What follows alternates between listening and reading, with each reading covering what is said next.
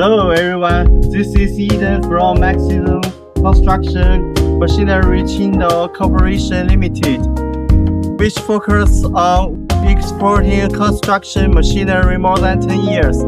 Today, we are at Qingdao warehouse.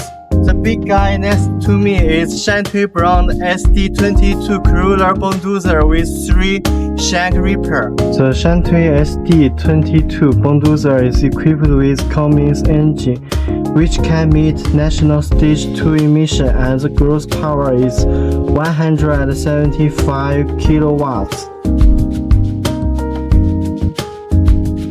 The SHANTUI SD22 Bulldozer has excellent working efficiency. The standard width of the chassis traction is 560 millimeters. It can specially use for many poor working conditions because of the higher reliability and load capacity. The operating weight of the bulldozer is 23,400 kilograms.